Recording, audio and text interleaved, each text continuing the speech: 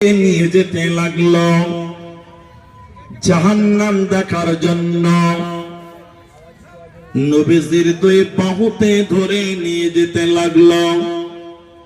যেতে যেতে যেতে যেতে নবীজির কানে যেন কান্নার আওয়াজ ভেসে আসলো।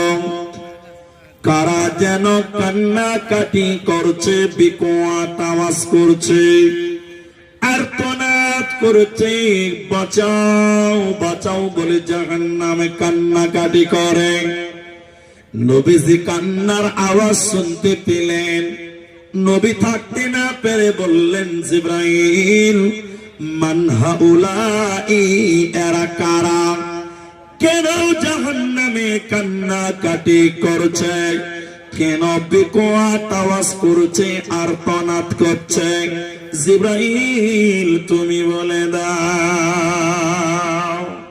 মা জননীরা জিবরাইল বললেন, নবী আপনি আরো আগে চলুন। ফাইন তালাকাবি, নবী যেন আরো আগিয়ে যেতে লাগলো। যেতে যেতে যেতে যেতে জাহান্নামে দেখলেন কিছু মানুষের পা গুলোকে আকাশের দিকে বাঁধা আছে, আর তাদের মাথা মুখমণ্ডল মাটির দিকে। পাগুলো আকাশের দিকে, মাথা মুখমণ্ডল মাটির দিকে ঝুলছে। উল্টো করে ঝোলার কারণে ওদের গালগুলো মুখগুলো ফেটে ফেটে রক্ত পড়ে। নবীজি থাকতে না পেরে বললেন, জিবরাইল তুমি বলো মান হাউলাই, এরা কারা? কেন কেন কেন জাহান্নামে তাদের পাগুলো আকাশের দিকে কেন? কেন তাদের মাথা মুখমণ্ডল মাটির দিকে? কেন তাদের গালগুলো ফেটে ফেটে রক্ত পড়ছে কেন? জিবরাইল বলেন, ইয়া রাসূলুল্লাহ, নবী গো শুনলেন এরা কারা? আল্লাহর সমস্ত নাফরমান বান্দা বান্দিরা যারা রমজান মাস পেয়েছিল, সিয়ামের মাস পেয়েছিল, রোজার মাস পেয়েছিল, দিনের বেলায় খাবার খেয়েছিল, রোজার মাসে দিনের বেলায় ইফতার করে নিয়েছিল, মানে দিনে খাবার খেয়ে রোজা ছেড়ে দিয়েছিল, ওই সমস্ত বেরোজাদারের দল, ওদেরকে জাহান্নামে উল্টো করে টাঙানো হবে। ওদের গালগুলো ফেটে ফেটে রক্ত পড়বে। ওদের বাঁচার উপায় রবে না, রবে না, রবে না। এই জন্য জাহান্নাম থেকে বাঁচতে গেলে রমজানের রোজা তোমাদের রাখতেই হবে, তাহলে জাহান্নাম থেকে বেঁচে যাবে। অন্যথায় জাহান্নাম থেকে বাঁচতে পারবে না, পারবে না, পারবে না। আমরা রোজা রাখবো, বলুন ইনশাআল্লাহ। আল্লাহ কবুল করুন। ভাইজান, এটা একটা মাদ্রাসার জলসা। আমি আপনাদের ভাই, এই মাদ্রাসার জন্য আমি হাত বাড়াবো। আমাকে শেখ মুহতারাম তিনি আগেই বলেছেন আমাকে আদায় করতে হবে। তবে এটা আমার গুড লাক, আমি ব্যাড লাক বলছি না, এটা আমার সৌভাগ্য যে আমি এত সুন্দর একটা টাইম আমাকে দিয়েছেন। যেখানে রাত 11টার আগে আমরা স্টেজে উঠতে পারি না, সেখানে 9টার সময় পেয়ে গেছি, মানে আলহামদুলিল্লাহ সুম্মা আলহামদুলিল্লাহ।